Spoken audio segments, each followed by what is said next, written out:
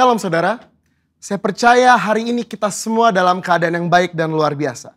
Dalam edisi Voice of Pentecost kali ini, kita akan membahas 5 makna kenaikan Tuhan Yesus. Kenaikan Tuhan Yesus ke sorga adalah salah satu dari 5 tonggak iman kekristenan yang selalu diperingati oleh setiap orang percaya di seluruh dunia.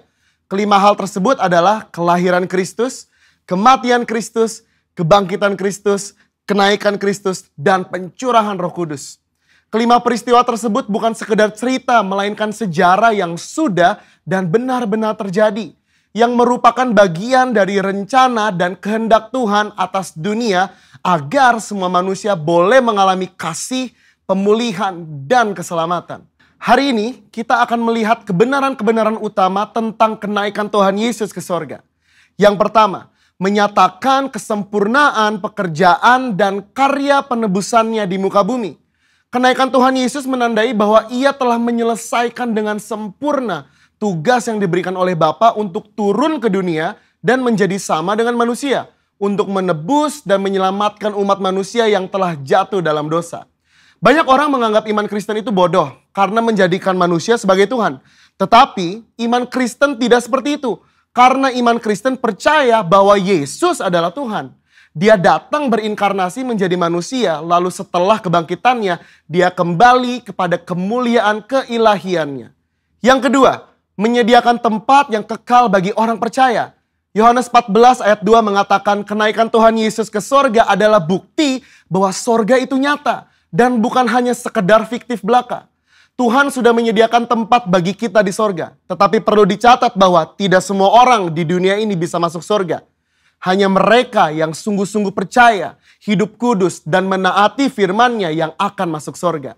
Yang ketiga, menjadi imam besar, agung, dan pengantara bagi perjanjian yang baru.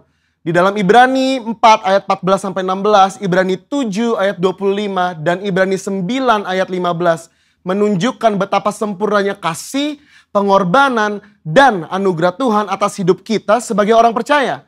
Alkitab menyatakan bahwa di sorga kita memiliki imam besar agung yang senantiasa mendengar doa dan permohonan kita. Karena dia selalu menjadi pengantara bagi pengampunan dosa ketika kita datang menghadap tahta kasih karunia-Nya. Yang keempat, menyatakan kedatangannya yang kedua kali. Janji tentang kedatangan Kristus yang kedua kali diteguhkan kembali, bahkan dinyatakan dengan cara seperti apa Yesus akan datang kembali. Yaitu turun dari langit seperti ia naik dan disaksikan oleh semua orang, terutama murid-muridnya. Hari-hari ini kita sedang menantikan janji itu digenapi oleh Tuhan. Kedatangan Tuhan Yesus sudah semakin dekat. Pertanyaannya adalah, sudahkah kita menjadi murid yang siap menyambut kedatangan Tuhan Yesus?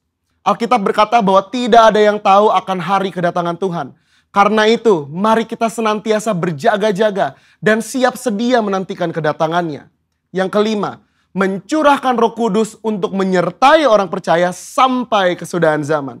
Tanpa kenaikan Yesus, tidak akan pernah ada peristiwa luar biasa yang dampaknya mengguncangkan dunia sampai saat ini. Yaitu peristiwa Pentakosta, pencurahan Roh Kudus. Semua ini telah dijanjikan Tuhan sebelum ia terangkat. Bahwa mereka akan menerima kuasa Roh Kudus untuk menjadi saksi Kristus dari Yerusalem, Yudea, Samaria, dan sampai ke ujung bumi. Tapi kuncinya Yesus harus naik ke sorga sehingga Roh Kudus turun.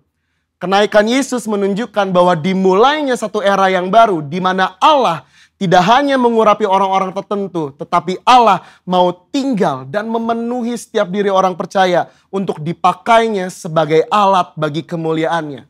Kenaikan Yesus ke sorga menjadi jalan bagi tergenapinya kitab Yohanes 14 ayat 12 yang berkata, "Aku berkata kepadamu, sesungguhnya barang siapa percaya kepadaku, ia akan melakukan juga pekerjaan-pekerjaan yang aku lakukan. Bahkan pekerjaan-pekerjaan yang lebih besar daripada itu. Sebab aku pergi kepada Bapa."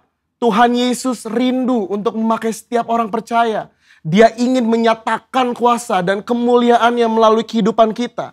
Itu sebabnya dia harus naik ke sorga. Sehingga oleh karena karya Roh Kudus yang mengurapi, membaptis, dan memenuhi kita, maka semua rencana dan kehendak Allah itu boleh terlaksana dan tergenapi.